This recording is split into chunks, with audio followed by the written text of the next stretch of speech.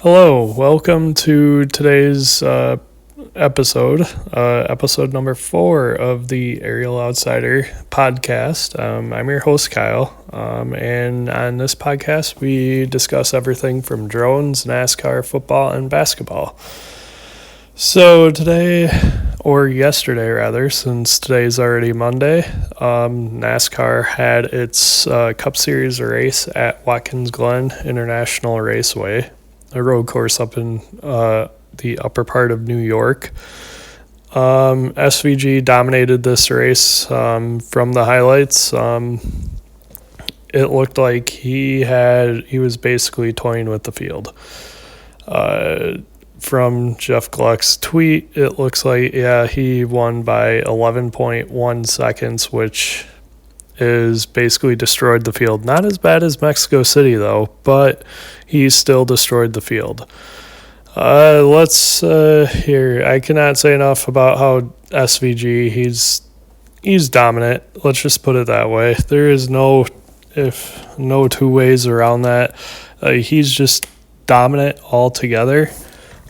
He basically is putting on a show every time he goes to a road course, and now with his 4th road course win overall in the Cup Series this year, he is tied with Denny Hamlin with the most points going into the playoffs, or most wins, I should say. So that puts him potentially at the 1 or 2 seed for the playoffs. And, well, now that puts him potentially almost a lock to the round of 8. I'll explain that here in a moment.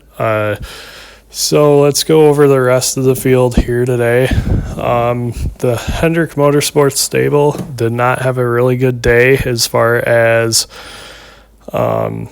finish wise. They did not do well. Kyle Larson had a brake issue, which he spun out early in today's race. Very uncommon for him to be very off on things like that. Honestly, he just did not have it. He was in the garage most of the time to repair whatever brake issue they had. And of course, if at a road course, a high-speed road course of all road courses, if you have a brake issue, that is not a good thing. So he was out of the race early. And so I think he finished dead last, which is very uncommon for Kyle Larson. Chase Elliott, he finishes outside the top 20 for the first time this season, so that is very uncharacteristic for him. I don't know if he was just off on the setup, but he may have just been off on a setup. It just happens every once in a while. You do not hit the setup, so very uncharacteristic like for Chase Elliott. Alex Bowman, he's maintained his position, but he still ended up finishing deep in the field. So that puts him 60 points above the cut line. So he's still safe, but I would put like a concern there.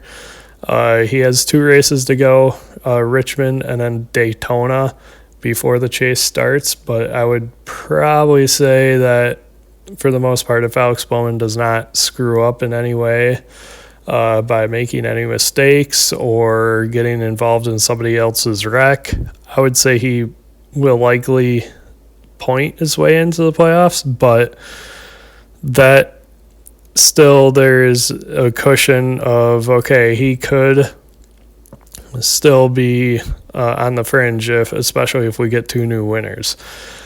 Let's see. Going through the highlights today. The field had a really tough time passing, and that's been known for quite a while, especially on road courses. The dirty air makes it so this car is way harder to pass than what it actually is. I don't know how NASCAR plans to fix this. I don't know if more horsepower is the case, but something needs to change. I don't know I don't know what needs to be changed. I'm not an engineer in the NASCAR world, but I can tell you as a NASCAR fan, being a fan for most of my life, that something needs to change, because if you don't have passing, the race is just kind of stale until, either you get passes on pit road by pit crews being faster or slower at different points, or you pass on the racetrack. But if the racetrack is stale, nobody can pass each other, then that just leaves pit road, and especially with only 3 cautions, 2 of them being stage breaks, and 1 caution being for debris, it just makes the race kind of not that interesting. So NASCAR has to figure out how to, I guess, in a sense, fix the aero package with this car, but we will see when it comes to that. As far as the playoff points go, we do have 3 spots available on points. Right now, Tyler Reddick, he did not clinch his spot with points, but if he finishes 57 points ahead of Alex Bowman or Christopher Buescher here coming up in Richmond, then he locks himself in on points regardless of what happens, even if we do get 2 new winners. But we will see if he is able to do that. He's pretty good. Hasn't had a win yet this year, but it remains to be seen if he does. As far as that aspect, we'll see. And as far as other things of the race, Trackhouse Racing had a triple top 10 day, which is good for them. Normally you don't see all Trackhouse cars in the top 10, maybe just 2 of them if it's just Ross Chastain and Daniel Suarez. But remember, Daniel Suarez is out of that car here at the end of the year. And they have Connor Zilic in the Xfinity Series waiting to take his ride, or it is rumored and heavily expected. I should not say he is confirmed yet, because they haven't confirmed that as a team yet, but all hands point to that being the case. But overall, I would say the race was kind of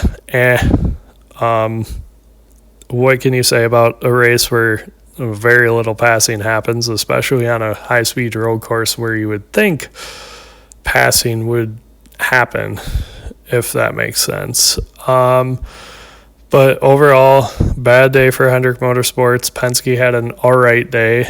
And then also, too, just kind of the idea that Kyle Larson had a bad day. Denny Hamlin, he finished 30th.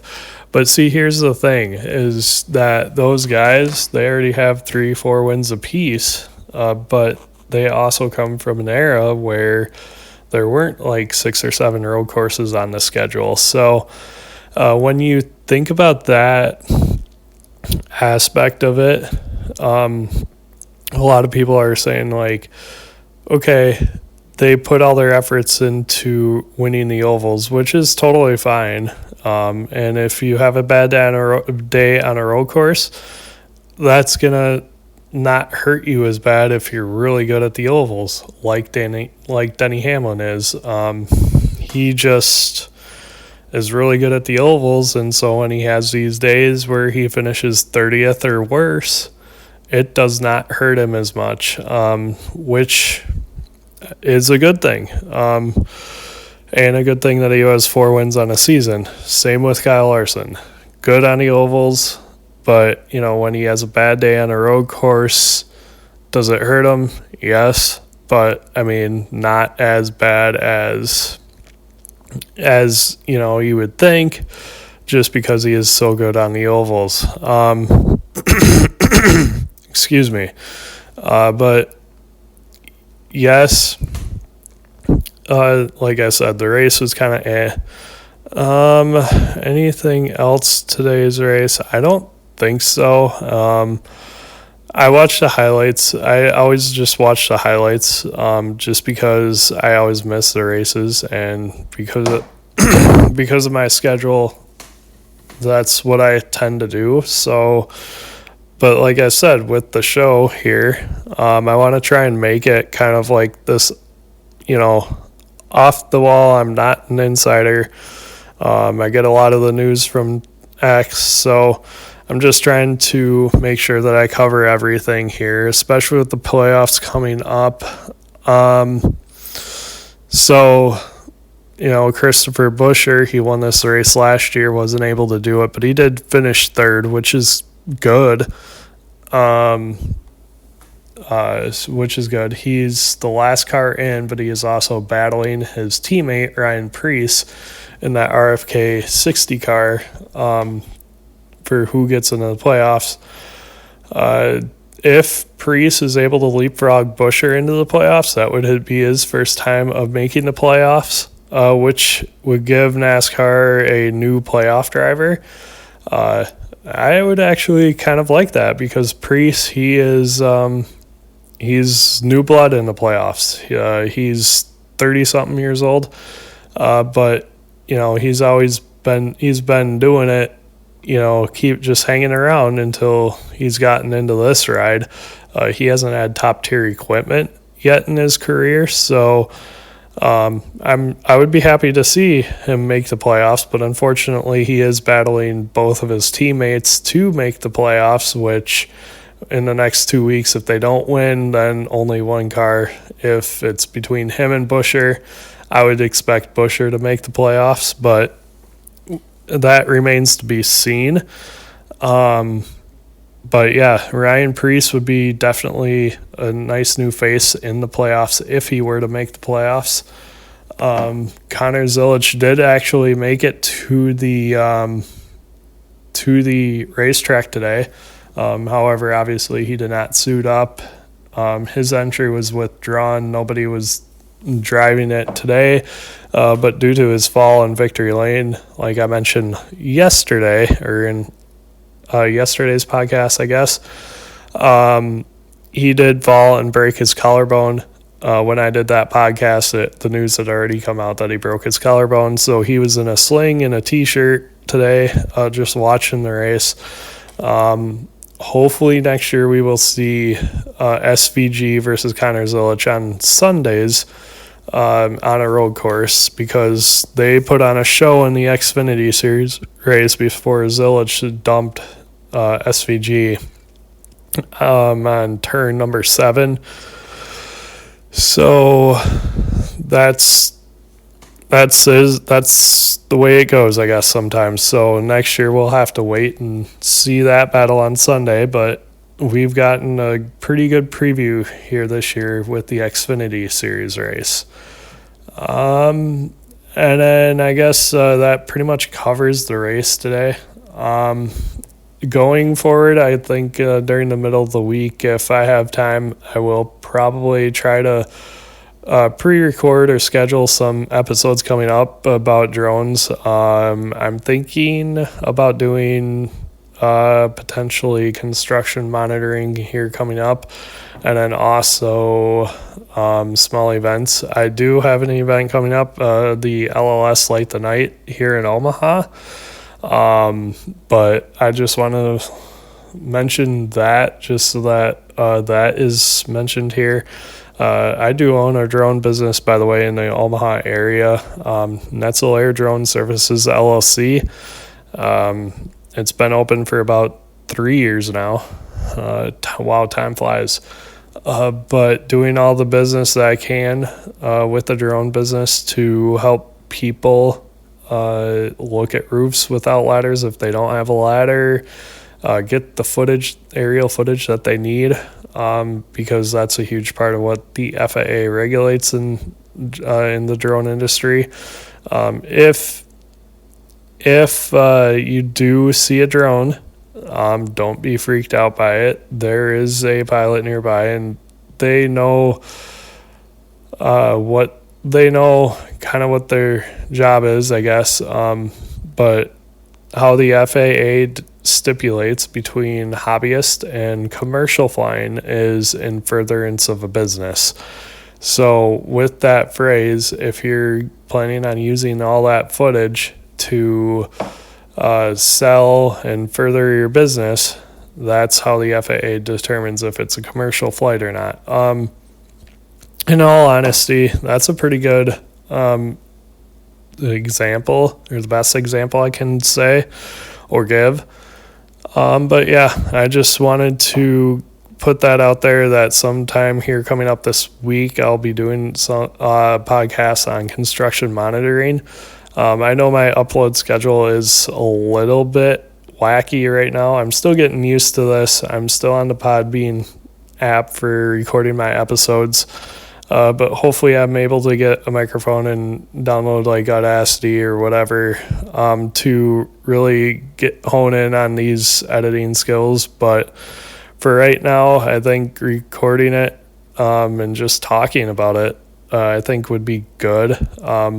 I just want to try and get some episodes or some content out there, be able to share it so that I can broaden my horizons and also share my knowledge, share, my insights into the sports that I want to cover, as well as drones.